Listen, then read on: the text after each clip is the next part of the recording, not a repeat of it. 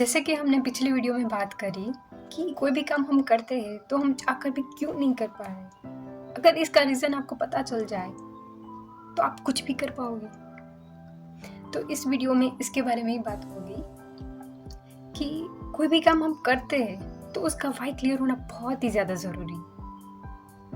अगर आपका Y clear होगा ना तो आपका पूरा फोकस अपने काम में होगा और डिस्ट्रैक्शन के चांसेस ज़ीरो हो जाएंगे। तो अगर आप खुद से क्वेश्चन पूछते रहे कि कोई भी काम हम क्यों कर रहे हैं, क्या पर्पस है, इंटेंशन क्या है, या सोशल प्रेशर के अकॉर्डिंग कर रहे हैं, और धीरे धीरे आपको उसके आंसर मिलने स्टार्ट हो जाएंगे। ज़्यादातर लोगों के इसमें आंसर क्या रहते हैं कि या तो नेम, फेम, मनी, या अपने नेबर से ज़्यादा सक्सेसफुल होना, या किसी को इम्प्रेस करना, या किसी को दिखाना।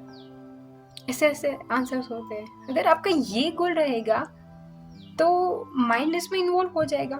ये तो एंड गोल है, इसमें कुछ करना नहीं होता, ये ऑलरेडी हो चुका होता है। तो उसमें माइंड इन्वॉल्व हो जाता है और एक ख्याली पुलाव की दुनिया बना लेता है। उसमें फंस जाते हैं आप और चाहकर भी बाहर नहीं आ पाते। अंदर एक अलग रियलिटी बन चुकी होती है जिसमें आप सक्सेसफुल बन चुके होते हैं और बाहर ऐसी कोई रियलिटी नहीं होती। जब भी आप कोई भी काम करना चाहते हो तो आप अपनी एनर्जी दे नहीं पाते और डिमोटिवेट फील करते हो।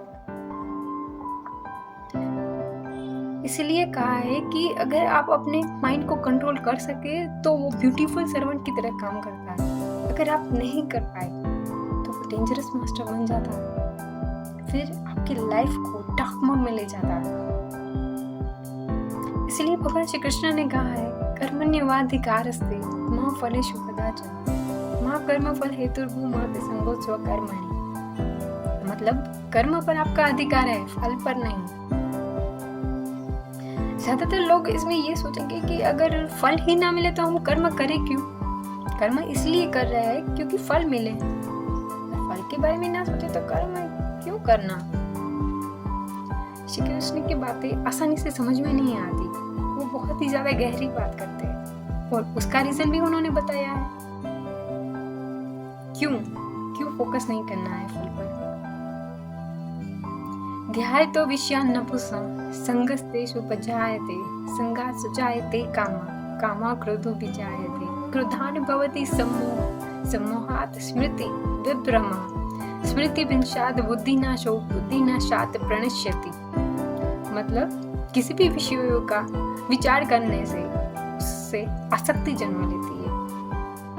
आसक्ति से कामना प्रकट होती है, मतलब विजुअलाइजेशन से इमेजिनेशन, और ख्याली पुलाव की दुनिया में आप चले जाते हो। फिर बाद में क्या होता है कि वो रियलिटी नहीं होती, फ्रस्ट्रेटेड फील करने लगते हैं। मतलब कोई भी काम करते हैं तो वो हो नहीं पाता, तो क्रोध उत्पन्न होता है।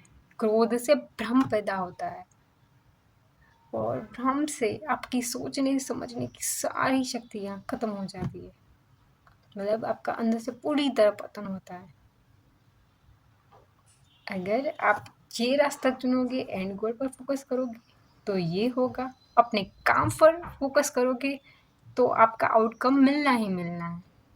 मतलब श्री कृष्ण भगवान ने बता दिया है कि कहाँ फोकस करने से आपको सक्सेस मिलेगी और किधर फोकस करने से आपको क्या से क्या फेस करना होगा। तो अगर आप अपने काम पर फोकस करते रहे तो अगर कंसिस्टेंसी बरकरार रखी तो ज़्यादातर चांसेस रहेंगे कि आप उसमें एक्सपर्ट बनते जाएंगे और सक्सेस इतनी मिलेगी कि जिसकी कोई हद नहीं होगी।